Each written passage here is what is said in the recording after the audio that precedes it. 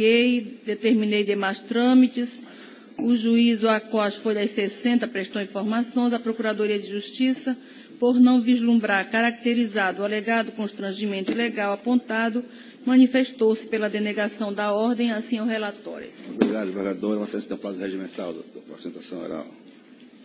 Bom, primeiramente, gostaria aqui de saudar o excelentíssimo desembargador-presidente desta colenda Câmara Criminal Reunida, saudar a excelentíssima desembargadora relatora do presente habeas corpus, não verifico o excelentíssimo representante do Ministério Público, mas o saldo da mesma forma, demais serventuários da Justiça, colegas advogados aqui presentes, um bom dia a todos. Antes de mais nada, Excelência, eu queria aqui deixar registrado a minha satisfação de poder estar pela primeira vez perante esse egrégio tribunal, esta Câmara, para sustentar uma tese de habeas corpus, o que para mim é um motivo de grande satisfação pessoal e realização profissional.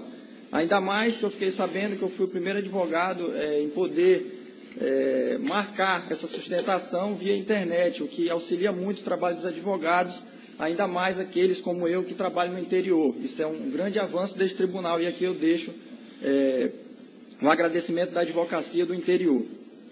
Então, Excelências, dito isto, o que nós temos no dia de hoje nesse presente habeas corpus? O presente remédio heróico, nada mais, ele combate uma decisão proferida pela autoridade coatora que entendeu, pela decretação da prisão preventiva, com fundamento na ameaça à ordem pública e pautada em uma possível sensação de insegurança em razão do cometimento de outros crimes na comarca de Tucuruí, bem como em uma possível reiteração criminosa por parte do paciente. E esta defesa, data máxima venha à decisão proferida pela autoridade do juiz Acó, entende que tais fundamentações não são idôneas para a decretação da medida cautelar extrema, que, ressalte desde já, só pode ser aplicada como medida de última ratio, em última hipótese. Então, basicamente, o presente habeas corpus trata-se disto. Avançando nos fatos e no mérito do presente habeas corpus, o que nós temos? O paciente foi preso em flagrante no dia 24 de janeiro do corrente ano pela suposta prática do crime de roubo qualificado no parágrafo 2º, incisos 1 e 2 do artigo 157 do Código Penal Brasileiro. A prisão foi comunicada no prazo legal para a autoridade coatora, a qual entendeu que o auto de prisão em flagrante estaria em perfeita consonância com o artigo 302 do Código de Processo Penal. Aqui, esta defesa não concorda, tendo em vista que o paciente não foi preso cometendo a infração criminal, não foi preso logo após o cometimento da infração criminal, não houve perseguição por parte da Polícia Civil, tendo em vista que a vítima, que é dona da residência, só foi até a delegacia de polícia com mais de 12 horas do cometimento do crime. E da mesma forma, os bens que foram encontrados na posse do autor, do paciente, não podem ter o condão de dizer que foi ele o autor da infração, tendo em vista que só foram encontrados depois dele ter sido abordado em frente à sua casa, mais de 24 horas depois do cometimento da infração criminal, ele ter sido conduzido até a delegacia, lá ele teria supostamente confessado a prática do crime, teria dito onde estaria o seu comparsa e teria dito ainda onde estariam os bens que foram subtraídos. Mas, analisando a jurisprudência deste tribunal, já constatei que tem um entendimento sedimentado no sentido de que a posterior decretação da prisão preventiva supre qualquer vício ou nulidade constante da prisão em flagrante. Então, esta não é a tese de mérito do presente habeas corpus. Então, passando mais adiante, a autoridade coatora, entendendo desta forma, ela homologou o auto de prisão em flagrante e entendeu pela decretação da prisão preventiva, nos termos do artigo 312 do Código de Processo Penal. E aqui, Excelências, é que entra a tese do presente habeas corpus, tendo em vista que a autoridade coatora fundamentou a sua decisão apenas numa possível sensação de insegurança que ocorre na comarca de Tucuruí, em razão dos outros crimes praticados, e uma possível reiteração criminosa por parte do paciente. Aqui eu peço venha a Vossas Excelências para ler o trecho em que a autoridade coatora fundamenta o seu deciso, nos seguintes termos, abre aspas, Quanto à necessidade de custódia preventiva, entendo pela necessidade da medida extrema, tendo em vista a necessidade de manutenção da ordem pública, que se encontra ameaçada pelos constantes crimes que vêm ocorrendo nesta cidade, provocando uma enorme sensação de insegurança na população, razão porque o Estado deve organizar suas forças de segurança para garantir a segurança do cidadão, o que subsidia a decretação da prisão preventiva dos indiciados, a teor do que dispõe o artigo 312 do Código de Processo Penal. Excelências, dado o máximo respeito à decisão proferida pela excelentíssima juíza de direito da Terceira Vara Criminal, comarca de Tucuruí, tal fundamentação não é idônea para a decretação da medida cautelar extrema.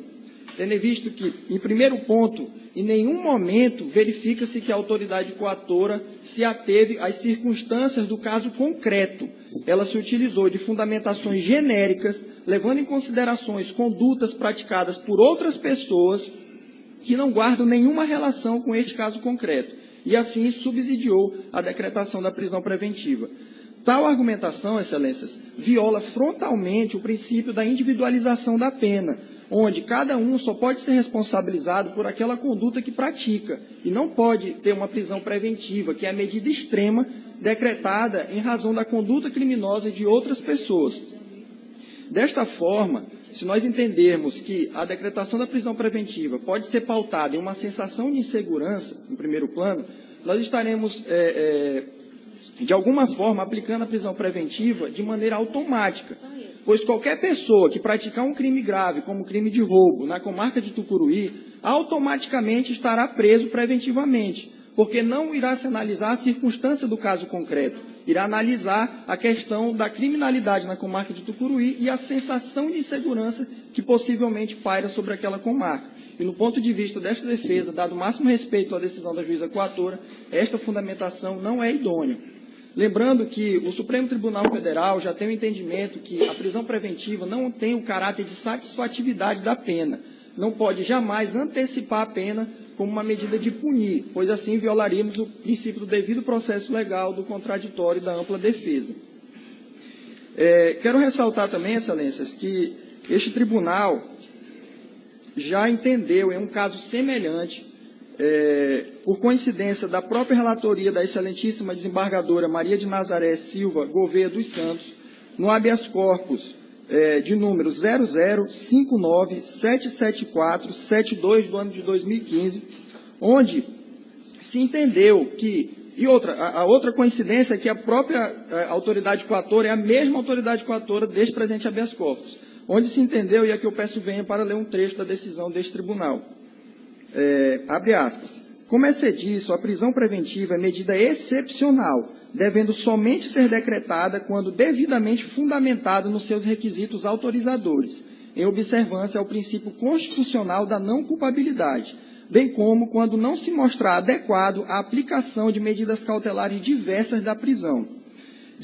Da análise da decisão combatida, verifica-se que o juízo singular não fundamentou de forma concreta a custódia cautelar do paciente, justificando a garantia da ordem pública de forma genérica, baseada nos crimes que ocorrem na cidade, o que, segundo a magistrada, provoca uma sensação de insegurança.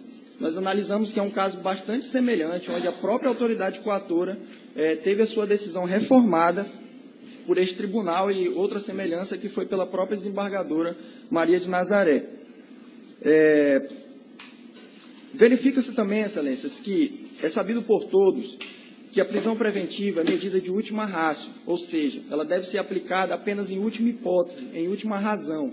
Acontece que, na presente decisão da autoridade coatora, se verifica que ela aplicou a prisão preventiva como regra, sem analisar e demonstrar no caso concreto que o paciente não tinha condições de receber uma medida cautelar diversa da prisão, o que, na visão desta defesa, dado o máximo respeito, se consubstancia mais um constrangimento legal ao paciente. Em segundo plano, excelências, a autoridade coatora ainda fundamentou o seu deciso ao argumento de que o paciente, uma vez tendo seu status libertatis garantido novamente, poderia vir a cometer crimes novamente. E que, aqui eu quero ler também mais um trecho da decisão, em que ela fundamenta a decretação da prisão preventiva nos seguintes termos, abre aspas. A segregação dos indiciados também se faz necessária para acautelar a sociedade de novos crimes que possivelmente podem vir a ser cometidos pelos indiciados. Necessária a custódia preventiva do indiciado, pois há nos autos prova da existência do crime e indício suficiente de autoria, fumus boniuris. A materialidade do crime restou configurada pelas declarações das vítimas e das testemunhas, que também apontam os indiciados como sendo os prováveis autores do delito em apuração, assim como há indício de que os mesmos se dedicam à atividade criminosa dessa natureza. Aqui, Excelência, não se discute o comicio delicti, que é a existência do crime, que o crime tenha indício de autoria e materialidade. Isso está sendo apurado em sede de instrução processual. Porém, quando se diz que o réu poderá vir a cometer novos crimes, nós estamos contrariando o princípio da presunção de inocência, pois aqui ela está claramente dizendo que o réu já é culpado de maneira antecipada. Eu quero ressaltar perante Vossas Excelências que o réu é primário, tem bons antecedentes, nunca praticou uma conduta criminosa ou foi preso por qualquer atividade criminosa, e esta foi a primeira atividade que ele praticou. Então, eu não entendo de onde a autoridade coatora, dado o máximo respeito, tirou a ideia de que há indícios de que o mesmo se dedica a atividade criminosa dessa natureza. Essa é a primeira conduta criminosa que ele está preso. E ainda ele não é culpado, tendo em vista que ainda está em sede de apuração de instrução processual. Então, nós não podemos dizer que ele se dedica a atividade criminosa. Ele é réu primário e de bons antecedentes. Então, já finalizando a sustentação, entende-se que tal decisão está pautada, Excelências, de maneira genérica, em argumentos genéricos. Em momento algum, a autoridade coatora se ateve às circunstâncias do caso concreto, onde é sabido, o STF até já se manifestou no sentido de que a gravidade em abstrato do crime, a comoção social e a sensação de segurança dessa forma não são requisitos autorizadores da medida cautelar extrema. Então, Excelências, é por isso que essa defesa, eu vim aqui, dado o máximo respeito a cada um de vocês, rogar para que seja analisado esse caso concreto, tendo em vista que o réu e ora paciente está sofrendo a sua prisão, está lhe causando grande constrangimento ilegal, e por isso requer a revogação de sua prisão preventiva. E caso assim não se entenda, Excelências, que se aplique uma medida cautelar diversa da prisão, que é sabida que é a regra, onde a medida cautelar da prisão preventiva é a exceção, e no caso concreto foi aplicada como regra. Por isso que se requer a revogação ou aplicação de uma medida cautelar diversa da prisão. Então, desde já, eu agradeço a atenção de Vossas Excelências e um bom dia a todos. Obrigado, doutor. Retorna a palavra à eminente relatora. Obrigada, Excelência. Realmente, eu já liberei, acredito que 2 pessoas. Acho que não foi